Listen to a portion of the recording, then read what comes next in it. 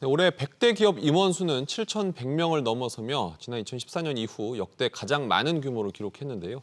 임원 승진잔치라는 표현까지 나오기도 했었습니다. 하지만 실적은 곤두박질하고 경기 전망은 그 어느 때보다 어두워졌습니다. 기업의 생존 전략이 다가오는 연말 인사에 그대로 담길 수밖에 없는 상황인데 신채연 기자와 미리 예상해봅니다. 우선 이재용 회장 승진 이후 첫 삼성그룹의 인사 관심이 무엇보다 크죠. 일단 시기는 언제쯤으로 예상됩니까? 네, 삼성은 오는 12월 초에 정기 인사를 단행할 걸로 보입니다. 지난해 삼성전자는 12월 7일에 정기 사장단 인사를 발표했습니다. 네. 당시 한종희 부회장과 경계현 사장이 삼성전자 수장으로 교체된 바 있습니다. 올해 인사에서는 한종희 부회장의 연임 여부가 관심사인데요. 한 부회장의 임기는 내년 3월에 끝나는데 연임 여부에 따라 인사폭이 커질 수 있습니다. 네. 생활가전사업부를 총괄해온 이재승 사장이 지난 18일 사임하면서 인사의 변수가 될 수 있다는 관측도 나옵니다. 그룹 컨트롤타워 복원 여부에 따라 인사 방향도 달라질 수 있습니다.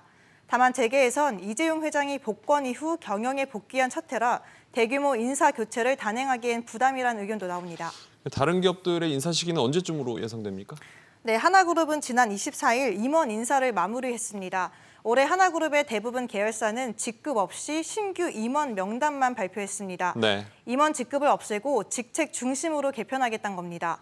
SK그룹은 오는 12월 초에 정기 인사를 발표할 걸로 보이는데요.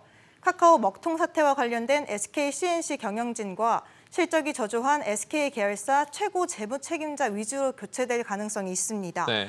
앞서 최태원 회장은 경영 환경 불확실성이 커질수록 데이터 기반의 경영 전략 실행이 중요해진다면서 데이터를 다루는 최고 재무 책임자의 역할을 강조했습니다. 임원 숫자를 늘리거나 공격적으로 하기보다는 임원 숫자를 제한하고 상대적으로 재무나 관리 쪽을 보강하는 안정 중심 수비형 인사가 일어날 것으로 예상합니다. LG그룹으로 넘어가 보죠. LG전자가 오늘 실적을 발표했는데 착시를 일으킬 수 있는 부분이 있었죠? 네, LG전자는 3분기 영업이익 7,466억 원을 기록했습니다. 지난해 3분기에 제너럴모터스 전기차 리콜 관련 충당금 약 4,800억 원이 반영된 점을 고려하면 사실상 영업이익이 30% 줄어든 겁니다. LG는 지난해처럼 11월 말에 인사를 단행할 가능성이 있는데요. 네. 구광무 회장이 CEO들을 대부분 유임시켜 안정을 추구하면서도 구 회장이 새로운 미래 성장 동력으로 여기는 인공지능, 바이오 등의 분야에선 변화가 있을 걸로 예상됩니다. 인사에서 앞으로의 미래를 읽을 수 있겠죠? 신 기자 잘 들었습니다.